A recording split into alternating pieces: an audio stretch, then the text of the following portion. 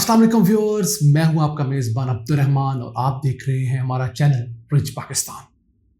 पाकिस्तान को अल्लाह ने सिर्फ मादनियात से ज़खायर से रिच नहीं किया, मुल्क में बहुत सारे इदारे भी ऐसे हैं जो कि करोड़ों अफराद की मदद करके इस मुल्क को रिच बना रहे हैं, कल्चर में, डाइवर्सिटी में। वैसा एक इदारा रेस्क्यू 1122 का है, जिसने पाकिस्तान में अपने क़याम के 18 साल मुकम्मल कर लिए हैं। इन 18 सालों में इस एक इदारे ने 1,70,00,000 पाकिस्तानियों को रेस्क्यू किया है। आज इस प्रोग्राम में हम इसके रेस्क्यूअर्स को खराज तहसीन पेश करेंगे और आपको बताएंगे कि इन्होंने कितने अरब रुपए के नुकसानात होने से बचाया है, कितने लाख आग लगने के वाक़यात में लोगों को सर्विस मुहैया की है और कितने हज़ार रेस्क्यूअर्स ट्रेन करके मुल्क के तूलो अर्ज़ में फैलाए हैं। रेस्क्यू 1122 का जो पायलट प्रोजेक्ट है वो उस वक्त के वज़ीर आला परवेज़ इलाही ने सन 2004 में पंजाब से शुरू किया और 2006 में जब ये कामयाब हुआ तो उसको पूरे पंजाब में लॉन्च किया गया। इब्तदाई सतह पर ये बड़े शहरों में और बड़े अजला में था, फिर आहिस्ता आहिस्ता फैलते फैलते अब ये पंजाब की तमाम 155 तहसीलों तक पहुंच चुका है। उसके बाद खैर पख्तूनख्वा जो सूबा है उसमें भी रेस्क्यू 1122 का इदारा पहुंच चुका है, बलूचिस्तान में भी इदारा मौजूद है और सबसे आखिर में जो सूबा आया है वो सिंध है, जिसने 31 मई सन 2022 में कराची से रेस्क्यू 1122 का आगाज़ किया है। इसके अलावा आज़ाद कश्मीर और गिलगित बल्तिस्तान में भी ये इदारा बाकायदगी से मौजूद है। इस इदारे ने अब तक 18 सालों में 1,70,00,000 अफराद को मुख्तलिफ एक्सटेंट्स में, आग लगने की सूरत में, सैलाब की सूरत में, जल्जलों की सूरत में रेस्क्यू किया है। और ये छोटी आबादी नहीं है और ये बग़ैर किसी सर्विस के, बग़ैर किसी चार्जेस के काम किया है। अगर आप अमेरिका चले जाएं तो वहाँ भी आपको एम्बुलेंस बुलाने के ऊपर $100-150 खर्च करने पड़ते हैं, जबकि यहाँ पर 1,70,00,000 अफराद में 7 से 10 मिनट के दौरान एम्बुलेंस पहुँचती है और उनको करीबी अस्पताल मुंतकिल कर दिया जाता है। और इनमें जो लाइफ बची हैं 1,70,00,000 में, वो उनकी तादाद लाखों में है। ऐसी ज़िंदगियाँ जो ज़ाया हो जाती और उनकी वजह से उनके ख़ानदान जो हैं वो गुर्बत की चक्की में पिसने लगते हैं।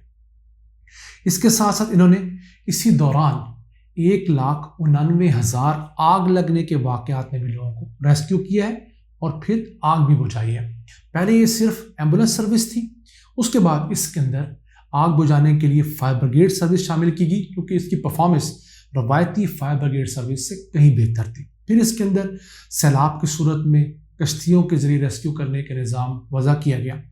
और अब तक मजमूई तौर पर ये 565 अरब रुपए के जो नुकसानात हैं उनको महफूज कर चुका है। अगर इदारा ना होता तो 565 अरब रुपए के नुकसानात होने थे। इसके अलावा इसने पूरे पाकिस्तान में 22,000 रेस्क्यूअर्स को ट्रेंड किया है। उनमें से 14,000 रेस्क्यूअर्स तो पंजाब के अंदर हैं, बाकी 8,000 रेस्क्यूअर्स जो हैं वो पूरे पाकिस्तान के बाकी सूबों और बाकी इकाइयों के लिए हैं। इसके अलावा इसने एक और संगे मेल अबूर किया है, वो क्या कि इसने यूनाइटेड नेशन का साउथ एशिया के लिए रेस्क्यूअर्स का सबसे बड़ा अवार्ड भी अपने नाम किया है,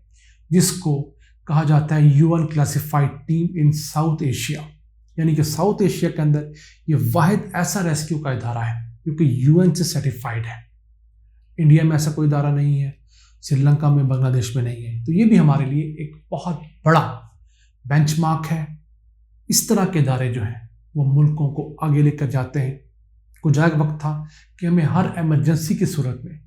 ईदी साहब की तरफ देखना पड़ता था, छिपा की तरफ देखना पड़ता था, उनके खुलूस पर किसी किस्म का शक नहीं। लेकिन प्राइवेट इदारे वसाइल के मामलात में कमज़ोर ही रहते हैं, जबकि सरकारी इदारे जो होते हैं उनके पास वसाइल भी लामतना ही होते हैं, उनके पास HR दुनिया से बेहतरीन जहन लाने की सलाहियत होती है। जैसे डॉक्टर रिजवान नसीर ने रेस्क्यू 1122 को अपने कदमों पे खड़ा किया, तो इसी तरह बाकी इदारे जो हैं उनके अंदर अगर आपने कोई अच्छा बंदा लाना है तो जाहिर सी बात है वो पैसे भी अच्छे मांगेगा। तो प्राइवेट सेक्टर के लोग जो बेचारे चैरिटी से काम कर रहे होते हैं उनके पास महदूद वसाइल होते हैं, बड़े लिमिटेड रिसोर्सेज के साथ वो काम को चला रहे होते हैं। آپ میں سے تمام لوگ جو ایدی کی ایمبولینسز دیکھتے ہیں وہ چھوٹی بولانس جو کہ کیری ڈبہ میں ہوتی ہیں، جبکہ ریسکیو 1122 کی جو ایمبولینسز ہیں یہ بڑی مرسڈیز کی وینز میں ہوں گی یا بڑی ہائیسٹ ایئر کنڈیشن کے اندر ہوتی ہیں، جس کے اندر لائف سیونگ ایکوپمنٹ پراپر ہوتا ہے، اس کے ساتھ ریسکیورز کے بیٹھنے کی پراپر جگہ ہوتی ہے، جو متاثرین ہوتے ہیں، جو خاندان والے ہوتے ہیں، ان میں سے 1-2 لوگ ساتھ بیٹھ سکتے ہیں تاکہ جو متاثرہ شخص ہے، ایکسیڈنٹ میں زخمی ہونے والا شخص ہے، اس کی دلجوئی کی جا سکے۔ تو جو چھوٹی بولان تھی اس میں یہ اس طرح کی فیسلٹیز ایز سچ نہیں تھی، کام بہت اچھا کرتی تھی، مجبوری کا نام شکر ہے جس کو کہتے ہیں، لیکن جب ریاست کسی بھی ادارے کی اونرشپ لیتی ہے تو اس میں میریکلز لا سکتے ہیں، ایسے میریکلز جو کہ مستقبل میں جا کر اس ملک کو صف اول کے ممالک کی فہرست میں کھڑا کر سکتی ہے۔ اب دنیا بھر میں جو انسانی زندگی ہے اس کی بہت بڑی قیمت ہے، ایک ایک شخص کی زندگی بچانے کے لیے یورپ کے اندر F-16 جہاز استعمال ہوتے ہیں۔ تو اب پاکستان میں بھی ایئر ایمبولینس کا آغاز ہونے جا رہا ہے،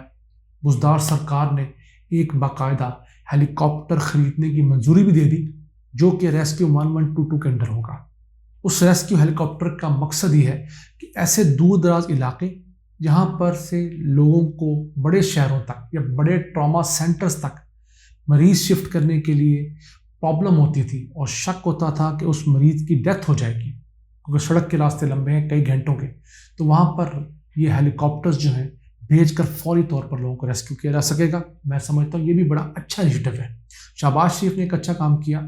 کہ موٹر بائکس کے اوپر ریسکیوز کا آغاز کیا، چھوٹی گلیوں کے اندر، دور دراز علاقے جہاں پر گاڑی پہنچنے میں ٹائم لگتا ہے اور ریسکیورز پہنچتے ہیں۔ تو اسی طرح اگر ہمارے سیاستدان بھی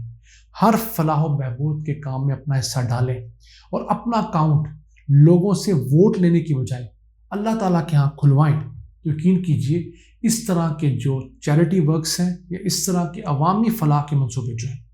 وہ ملٹی پلائنگ افیکٹ دیں گے، نہ صرف لوگوں کی زندگیاں بہتر کریں گے، پاکستان کو من حیث القوم جو ہے دنیا میں ایک اچھا مقام دلوائیں گے، اور پھر ہم دنیا بھر میں فخر سے کہہ سکیں گے کہ جناب جو سہولت آپ امریکہ میں، کینیڈا میں پیسے پے کر کے حاصل کرتے ہیں وہی سہولت ہمارے پاس فری آف کاسٹ ہے۔ تو صرف نیت چاہیے، اس ملک میں وسائل بہت ہیں، ہمارے حکمران، ہمارے بیوروکریٹس، ہمارے سیاستدان اس ملک پہ ٹرسٹ نہیں کرتے اور ایمانداری سے کام نہیں کرتے۔ جس دن ہم نے یہ کام شروع کر دیے یقین کیجیے پاکستان کو دنیا کا کوئی ملک نہیں ہرا سکے گا۔ ان الفاظ کے ساتھ اپنے میزبان عبد الرحمان کو اجازت دیجیے، اللہ نے کے بعد۔